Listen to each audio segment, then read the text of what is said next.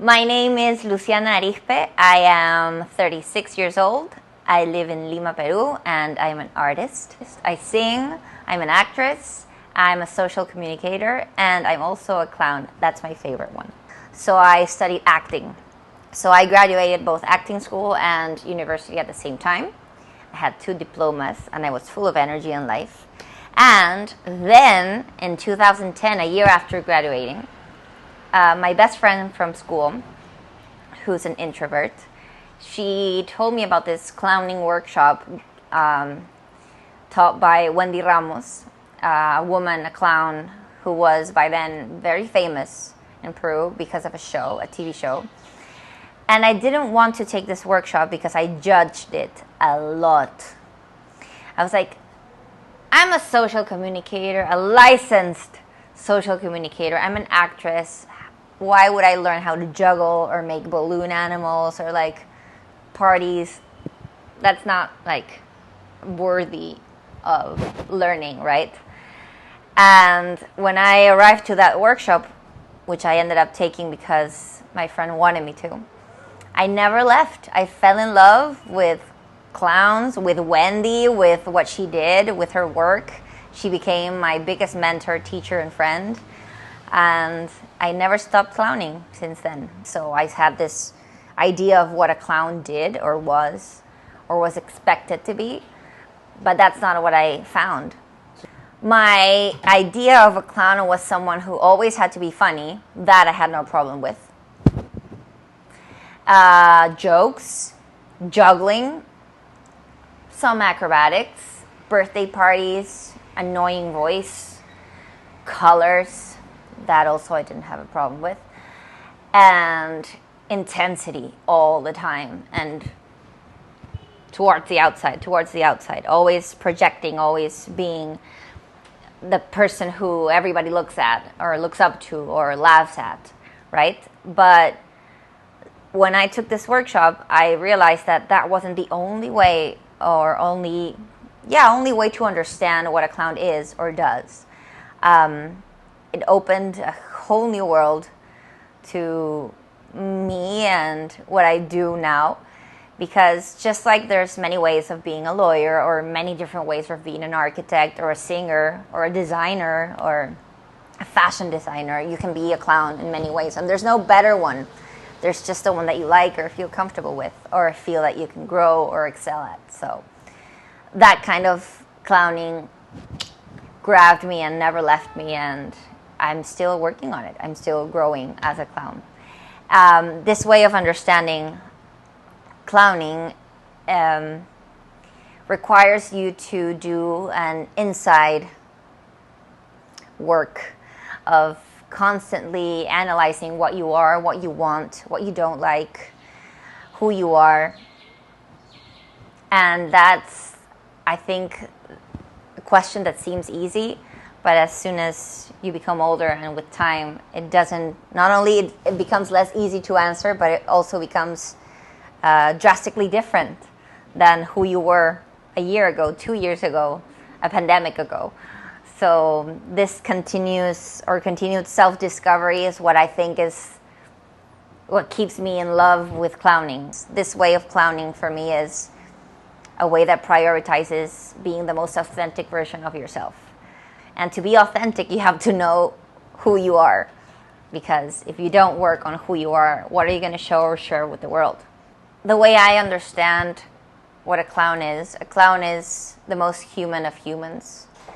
A clown is a human or a person being the most authentic version of himself or herself. And I would also say a clown is who you are without everything that you think you should be, and who you are without judging yourself. But a clown is not a character. It's me without filters, me without what society wants me to be, me being authentic. You're only being yourself, your true authentic self, when you include that basic ingredient that everybody has of being ridiculous. I have a beautiful memory of a workshop that I took in Toronto, in Canada, where we learned clown through masks. And the goal or the objective of this workshop was to find or explore different sides of our own selves, to be able to feel comfortable with these sides and therefore share them with others on stage, for example.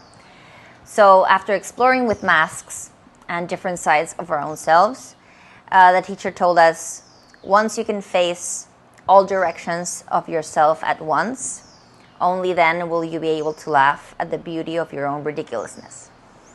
And that's what I think clowning is about. I think it's being able to feel so comfortable in your own skin that it's even funny, not because you want others to make fun of you, but because you want to connect.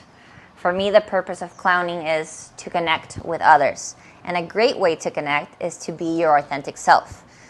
People struggle to understand, at least at first, that instead of learning, they are unlearning a lot of things that they have been learning while growing up. So they have to unlearn and remember what it was like or what it will be like if they weren't scared or have to hide who they are. Wendy Ramos is a communicator, a teacher, a clown, an artist, an actress. This is her last book. She was the first person I took a clowning workshop with back in 2010. It was April 17th and 18th. I remember it, from 10 to 5. It was an intense 2-day workshop, and I never left. I started working with her, in what was, until now, the best job I've ever had. Wendy started clowning with Pataclown a long time ago. And Pataclown was a group of actors from a group of aspiring actors who started clowning thanks to Julie Natters, who brought this amazing new idea or concept of the clown back from what she learned in Argentina in the 80s. El Club del Clown was a big movement there with Hernán Gené, Gabriel Chamé, and others. And what Julie learned from them, she brought to Peru and tried to do her own version of what she understood by clowning. Not only it worked a lot for theater, but it became a very popular TV show, which I watched. But now I watch it and I don't enjoy it because I think enjoy it as much, because I think humor has been fortunately, it's been in constant state of transformation. So maybe in the 80s or 90s, when we were surrounded by terrorism and we didn't know as much as we know now about being human, we could laugh at violence, we could laugh at other types of jokes that now don't seem funny if you've seen, watched, or lived what we have in the past 20 years. I don't know, right? But back then, it's all coming from a good place, right? Because humor always comes from a good place. Good humor, successful humor always comes from people trying to make other people feel better. And Pataclown as a show made us feel better as a society. We were laughing about horrible things, but it was the time and the place to do that.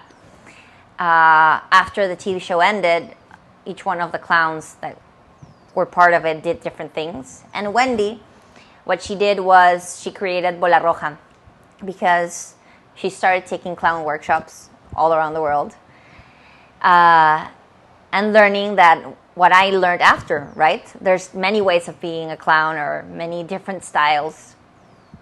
They're all okay. You just have to find which one do you like, right?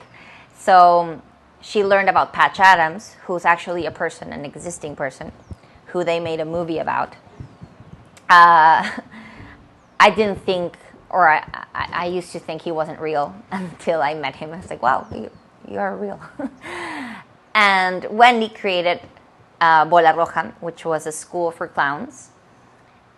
It was an NGO, and it existed for 15 years in Peru. Bolaroja was founded and created and directed by Wendy, and by the time it ended, I worked there.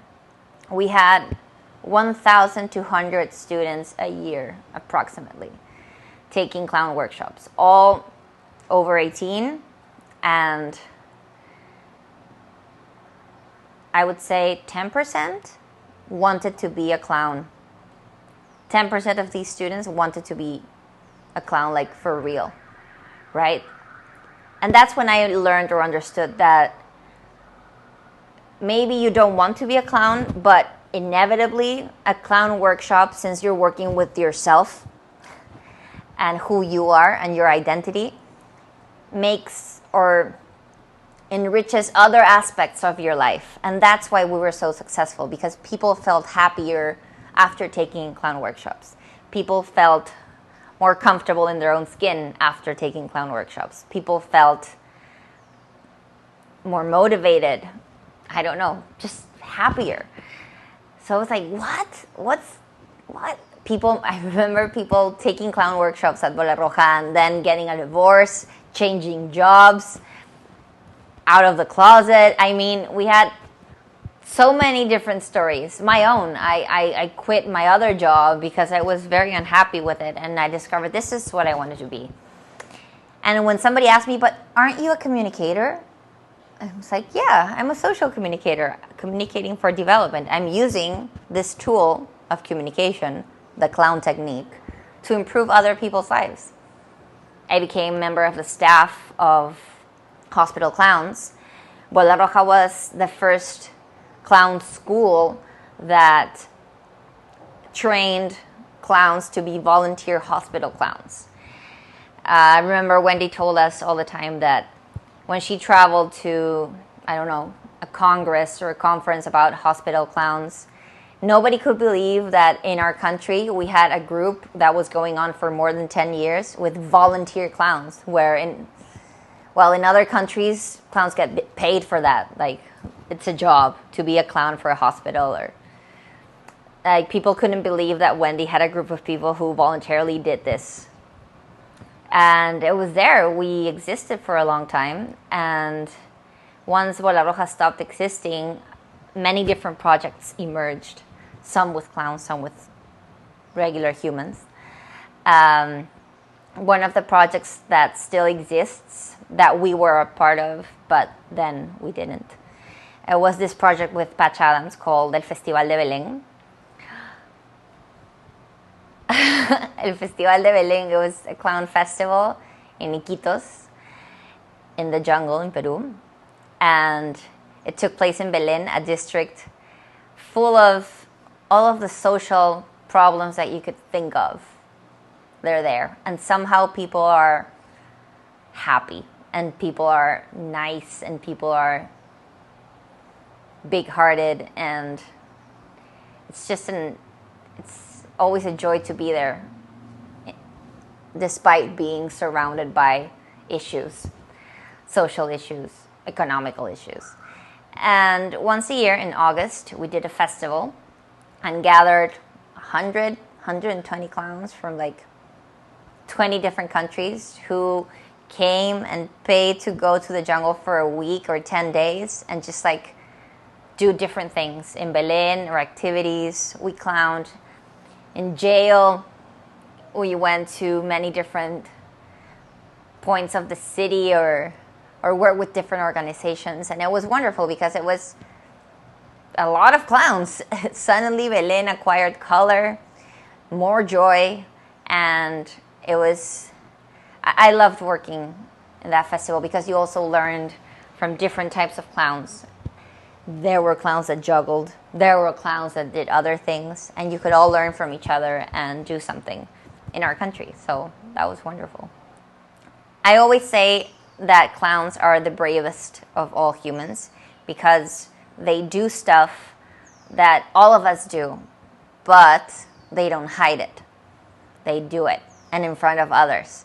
So yes, laughter is a result, but it's also, laughter happens not because we're laughing at you, but we're laughing with you because I see myself in what you're doing. Oh, I've been there, right? So if I don't know, a clown is crying, eating ice cream out of a bucket because he or she has been through a breakup. We don't laugh because we appreciate that he or she is miserable at the time, but because we've been that person at some point.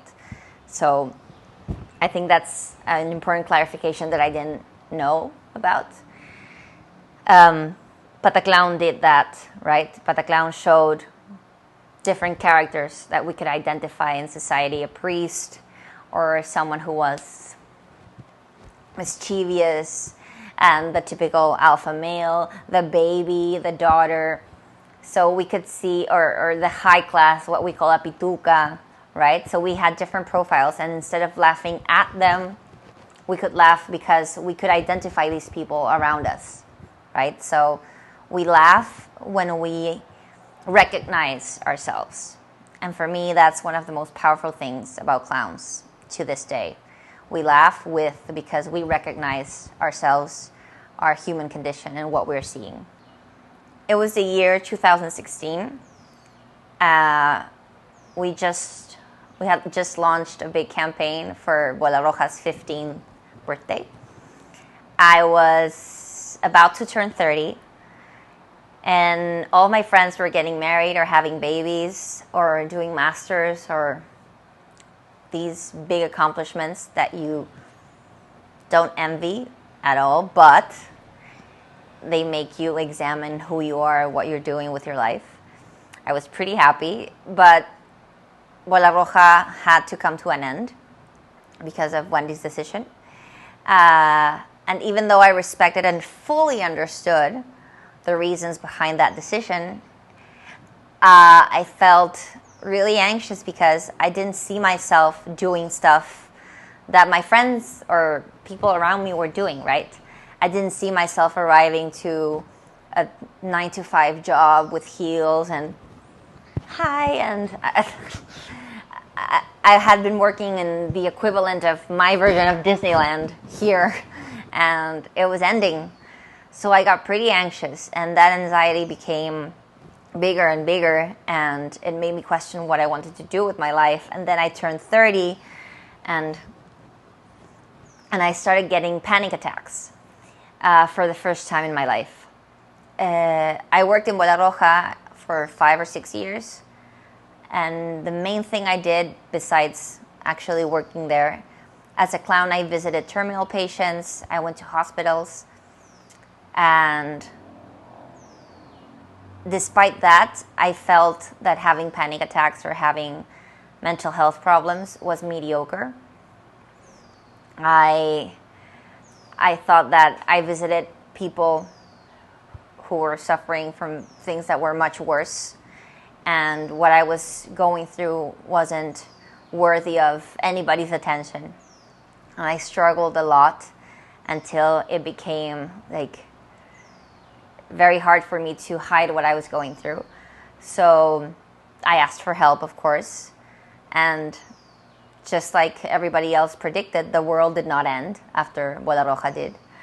So I always talk to Wendy about this, and if you cannot find something out there that you love doing, you have to create it, because all of us deserve to be happy and love what we do. So what I wanted to do did not exist, so I created it. And I created my own personal brand called Puntolú, based on a nickname that I have because of my mole. So I created my own brand, Puntolú. It's amazing. We have an amazing working climate. It's me and the human resources department, me, marketing team, me, and my boss, me. She's kind of annoying sometimes, and me, right? We had a Christmas party last year, amazing, me.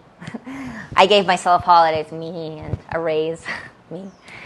And what I do is I do all of the things that I like my way. When I feel like singing, I do a concert. When I feel like standing on stage, I do that. I also do visits. I visit patients with Alzheimer's, terminal patients, and people who are not having a good time at the moment as a clown. I also give workshops to small or big businesses that need to inject a little bit of empathy and connection between humans. And that's a thing that clowns do very well, from what I've learned. And I also teach workshops open to the public, older, 18 years and older. And people not necessarily, or don't necessarily want to become clowns, but they use clowning as a tool to enrich other parts of their lives, their personal lives, couples, families, work, personal growth. And I look back when I had panic attacks and suffering from very bad anxiety, and I'm like,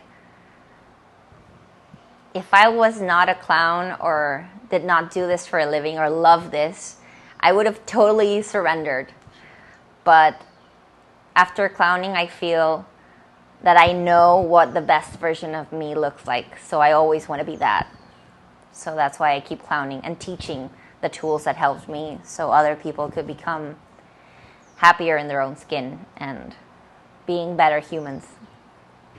People come to a clown workshop because they want to do something different, because they want to step out of their comfort zone, because they want to feel more comfortable in their own skin, because they want to connect with who they are, and because they want to have fun. Those are like the main reasons. You have to play. Clowns play all the time, because when we play, we are being the most authentic versions of ourselves.